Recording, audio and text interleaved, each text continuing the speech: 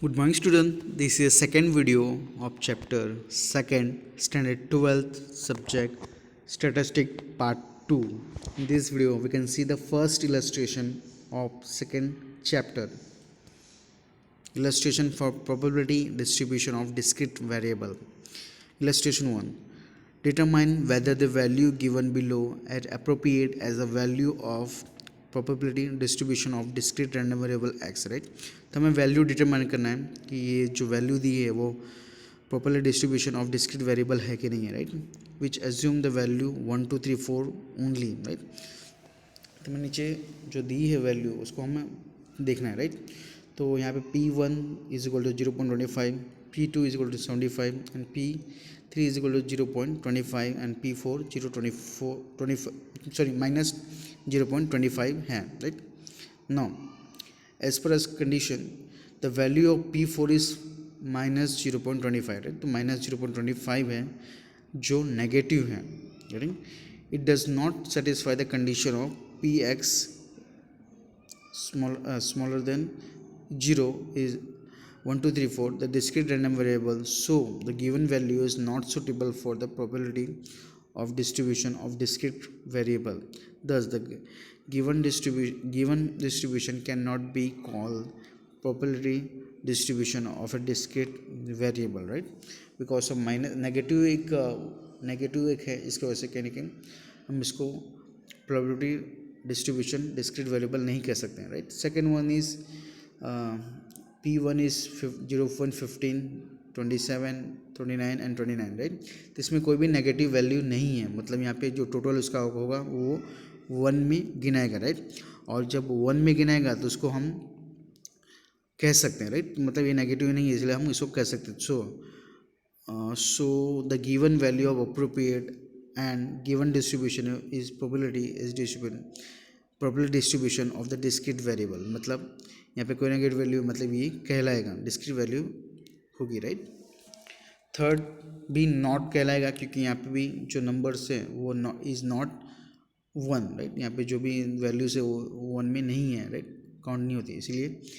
So the given distribution can not be called probability distribution of discrete variable, right. आपको शायद समझना है, right, समझ ना आया हो बट आगे कुछ इलस्ट्रेशन करेंगे तो आपको समझ आएगा, राइट, कि जो अप्रोप्रिएट वैल्यू है probability distribution of discrete variable वो 1 ही होगा, राइट. गेटिंग टोटल 1 होगा. Now illustration 2. Determine when the following distribution is a probability distribution of discrete variable, hence the obtain the probability of for x is equal to 2. Illustration 2. Determine whether the following distribution is a probability distribution of discrete variable, hence the obtain the probability of for x is equal to 2. Getting? ना हमें P x दे रखा है is equal to C bracket में 1/4 और square में हमें x दे रखा है और हमें एक्स की वैल्यू दे रखी है 1 2 3 4, राइट. तो हमें ये वेरीफाई करना है कि डिस्क्रीट प्रोबेबिलिटी डिस्क्रीट वेरिएबल है कि नहीं है, ठीक है, जैसे हमने फर्स्ट इलस्ट्रेशन में किया था वैसे हमें यहाँ पे भी करना है, ठीक है. तो हम सभी का अगर मिला दिया जाए, राइट, सभी प्रोबेबिलिटी का 1 2 3 4 का मिला दिया जाए तो सभी का जो होगा वो +1 होगा, राइट. तो P1 is equal to C 1/4 X की वैल्यू अभी यहाँ पे मतलब कुछ नहीं लिया क्योंकि वो 1 ही है, ठीक. और हम 1 से 1 मल्टीप्लाई करें तो 1 ही होगा, इसलिए एक्स कहीं नहीं रखा है. तो आप यहाँ पे अगर नोटबुक लिखे तो एक्स रख सकते हो, ठीक है. Second P2 is equal to C 1/4 into 2 ले लिया, ठीक है. यहाँ पे 1 था तो यहाँ पे 2 आ गया. अब इनको हम मल्टीप्लाई करेंगे तो 2 1 जा 2 एंड 2 4 सॉरी 1 का स्क्वायर 1 होगा एंड 4 का स्क्वायर 16 होगा, गेटिंग. तो हमने 1/16 ले लिया. सी में P3 is equal to C 1/4 और इसका 3 ऊपर है, मतलब 1 का 3 टाइम मतलब 1 ही होगा और 4 का 3 टाइम 64, मतलब 4 4 जा 16 16 4 4 जा 16 4 4 जा 64, ready. In the same way P4 का 1/4, राइट. 1 को 4 टाइम करेंगे तो 4 ही आएगा. 1 को 4 टाइम करें तो 1 ही आएगा एंड 4 को 4 टाइम करें तो 256 आएगा, राइट. अब इन सब का टोटल कितना होना चाहिए, 1 होना चाहिए, राइट। जैसे मैंने फर्स्ट इलस्ट्रेशन में कह दिया था कि जो probability distribution of discrete variable है वो टोटल 1 ही होगा, getting. Now total probability of should be 1 for the discrete variable distribution. तो P1 P2 P3 P4 is equal to 1 ही होना चाहिए, ठीक है। तो हमने 1/4 लिया, 1/16 लिया, 1/64 लिया, 1/156 लिया इज इक्वल टू 1, मतलब इन सबको टोटल 1 ही होगा, ठीक है।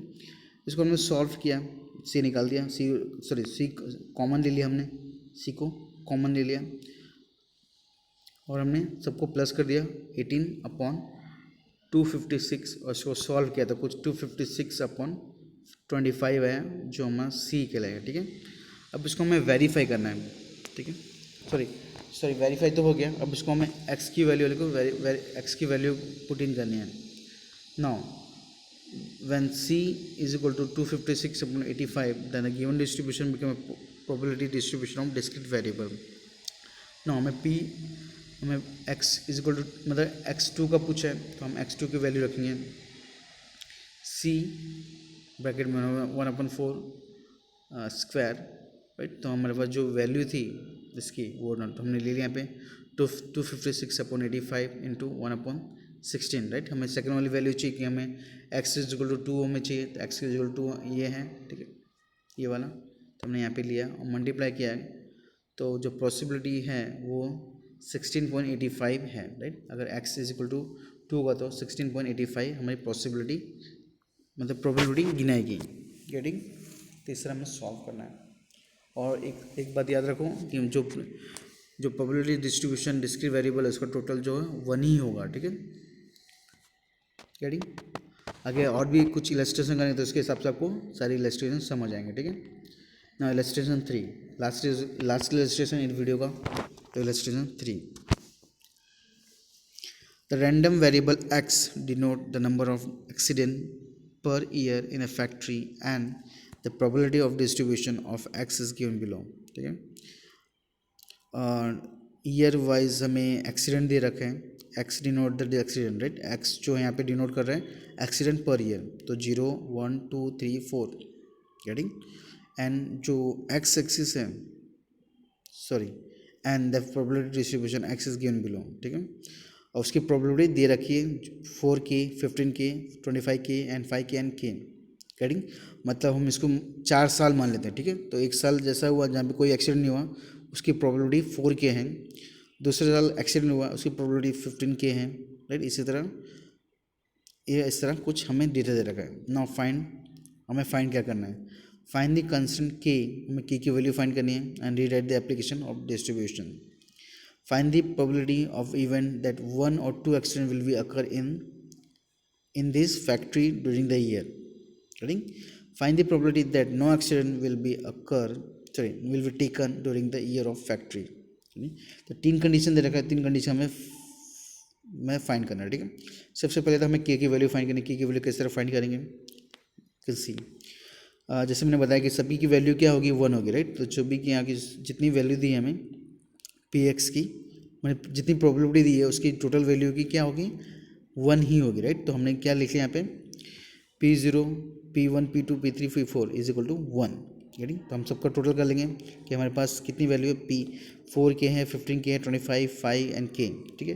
तो 4 15 25 5 प्लस K, राइट, एक यहाँ पे है। तो हम सबको टोटल करेंगे इसकी वैल्यू 1 होगी, ठीक है। तो इन सबको टोटल करेंगे तो हमारे पास 15K आएगा, ठीक है। 15K मतलब K is equal to 1/50, K is equal to 1/50। अगर डेसिमल में रखें तो 0.02 वैल्यू होगी इन डेसिमल, गेटिंग। तो मैं इसकी वैल्यू हमें K की वैल्यू मिल गई 0.02। नौ अब इसको हम जहाँ पे भी K है, राइट, फॉर एग्जाम्पल 4K, तो K की वैल्यू को 4 से मल्टीप्लाई कर देंगे, राइट। K की वैल्यू को 15 से मल्टीप्लाई कर देते हमें यहाँ की वैल्यू मिल जाएगी, गेटिंग, समझ आ रहा है। नौ हमने 0.02 को यहाँ पे 4 था, राइट, यहाँ पे 4 था तो हमने मल्टीप्लाई कर दिया। कहीं अगर 4K के बीच में जो रिलेशनशिप है वो मल्टीप्लाई का रिलेशनशिप, इसलिए हमने इसको मल्टीप्लाई कर दिया तो 0.08 आया। इस तरह 0.30 आएगा, 0.50 आएगा, 0.10 एंड 0.02 आएगा और टोटल जो वैल्यू होगी 1 कहलाएगी, ठीक है। तो हमें के की वैल्यू मिल गई, गेटिंग। अपने ये जो रिफॉर्म किया था वो राइट कहा था उसको वो भी कर दिया, right. And re right the probability distribution, हमें री राइट करना था, हमने री राइट कर दिया, गेटिंग। जो वैल्यूज़ थी हमने री राइट कर दिया। नाउ सेकंड क्या है, क्या पूछा है, probability that occurrence of one और टू एक्सीडेंट, राइट। ऐसी प्रोबेबिलिटी फाइंड करनी है हमें जो जहाँ एक एक्सीडेंट हो या दो एक्सीडेंट हो, राइट। तो राइट ये वाली एक एक्सीडेंट या दो एक्सीडेंट, राइट, इन दोनों की प्रोबेबिलिटी फाइंड करनी है। तो see x is equal to 1 and x is equal to 2, दोनों को हम प्लस कर देंगे, 0.30 0.40 इक्वल 0.80, मतलब ये फाइंड होने के बाद आपको सब आसानी हो जाएगी, राइट। तो 0.80 हमारी प्रोबेबिलिटी गिनाएगी जो एक एक्सीडेंट दो एक्सीडेंट के होने के चांसेस हैं, राइट। इन दोनों एक्सीडेंट होने के चांसेस क्या हैं, 0.80, गेटिंग। वन एक्सीडेंट होने के चांसेस 0.30 है, दूसरा एक्सीडेंट होने की प्रोबेबिलिटी 0.50 है, राइट। दोनों एक्सीडेंट हम प्लस कर दिए तो 0.80 हो जाएगा, ठीक है। Now probability that accident do not occur, right, accident ना हो उसकी प्रोबेबिलिटी तो यहाँ पे दी है 0.08, राइट। मतलब जीरो एक्सीडेंट हो इसका प्रोबेबिलिटी दी है 0.08, तो डायरेक्टली हमें मिल जाएगा, ठीक है। मतलब ए की वैल्यू अगर फाइंड हो जाए तो हमें आसानी से मिल जाएगा, राइट। तो ऐसे क्वेश्चंस जो हैं वो एग्जाम पेपर में देखने को मिल सकते हैं, जहाँ पे आपको के की वैल्यू फाइंड करनी होगी, और के की वैल्यू फाइंड होने के बाद जो भी वैल्यूज़ आगे क्वेश्चन है वो आप आसानी से सॉल्व कर सकते हो। तो आज की वीडियो में बस इतना ही। नेक्स्ट वीडियो में हम इलस्ट्रेशन 4 देखेंगे, राइट, जहाँ पे भी सेम टू सेम दिख रहा है मेरे को। तो आज की वीडियो में बस इतना ही। Thank you for watching the video.